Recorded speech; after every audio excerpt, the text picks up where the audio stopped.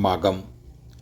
ആരെയും കൂസാത്തവരും സജ്ജനങ്ങളോട് ബഹുമാനം പുലർത്തുന്നവരുമായ മകം നക്ഷത്രജാതർ ഈശ്വരവിശ്വാസികളും സത്യത്തെ മുറുകെ പിടിക്കുന്നവരുമായിരിക്കും.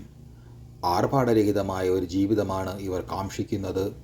അന്യർക്ക് വേണ്ടി എന്ത് ത്യാഗം ചെയ്യുവാൻ തയ്യാറുള്ള സൗമ്യപ്രകൃതികളും ക്ഷിപ്രകോപികളുമാണ്. പ്രവർത്തന രംഗത്ത് സത്യസന്ധത പുലർത്തണമെന്നാഗ്രഹിക്കുന്നവരാണ്.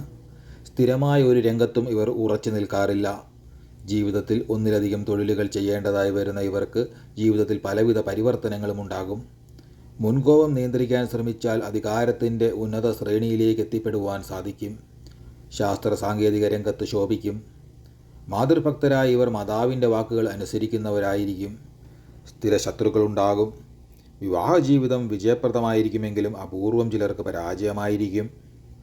മകം നക്ഷത്രത്തിൽ ജനിച്ച സ്ത്രീകൾ മകം പിറന്ന മങ്ക എന്ന പഴമൊഴി സൂചിപ്പിക്കും പോലെ വീടിന് അലങ്കാരമായിരിക്കും. മാന്യതയും ഐശ്വര്യവും ഗുരുക്കന്മാരോട് ഭക്തിയുമുള്ളവളായിരിക്കും. സ്വാതന്ത്ര്യബോധം കാക്ഷിക്കുന്ന കൂട്ടത്തിലാണിവർ. ഈ നക്ഷത്രത്തിൽ ജനിച്ചാൽ സ്ത്രീകൾ ഐശ്വര്യവതികളായിരിക്കും. ഔദ്യോഗിക രംഗത്ത് ശോഭിക്കുവാൻ കഴിയും. ഉത്സാഹികളും ഈശ്വരവിശ്വാസികളുമാണ്. മകം നക്ഷത്രത്തിൻ്റെ ദേവത പിതൃക്കളാണ്. ഗണം ആസുരം, യോനി പുരുഷൻ, മൃഗം എലി, ഭൂതം ജലം, പക്ഷി ചകോരം, വൃക്ഷം പേരാൽ. ദശാനാഥൻ കേതുവാണ്. കേതുദശയിലാണ് ജനനം. തുടർന്ന് ശുക്രദശ 20, ആദിത്യദശ 6, ചന്ദ്രദശ 10, കുജദശ 7, രാഹുദശ 18, വ്യാഴദശ 16, ശനിദശ 19 എന്നീ ക്രമത്തിൽ ദശാകാലങ്ങൾ വരും.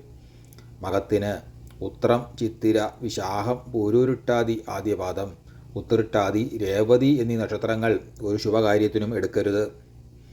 മകം നക്ഷത്രത്തിൽ ചെയ്യാവുന്ന കർമ്മങ്ങൾ ഇവയാണ്: വിവാഹം, പിതൃകർമ്മങ്ങൾ, ക്രയവിക്രയം, യുദ്ധാദി സാഹസകൃത്യങ്ങൾ, വശീകരണം, ഗൃഹപ്രവേശം, നാമകരണം എന്നിവ മകം നക്ഷത്രത്തിൽ ചെയ്യാവുന്നതാണ്.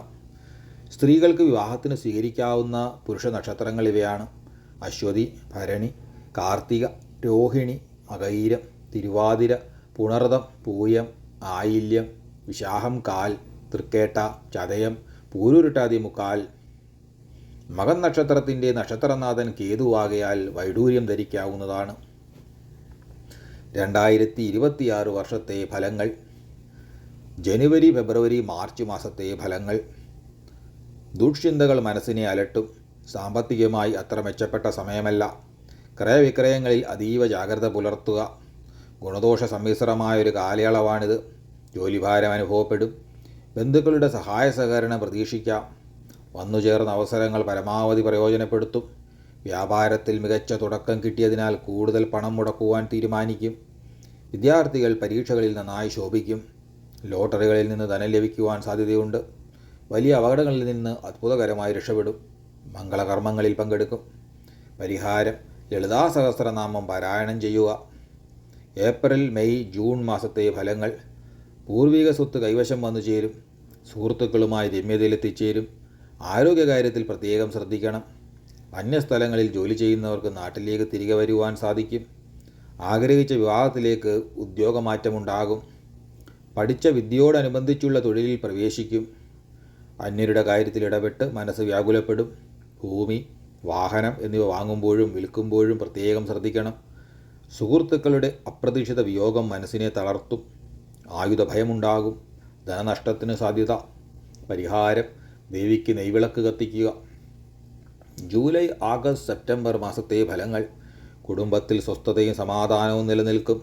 മാതാപിതാക്കളുടെ ആരോഗ്യകാര്യത്തിൽ ആശങ്ക നിലനിൽക്കും. ആശുപത്രിവാസത്തിന് സാധ്യത.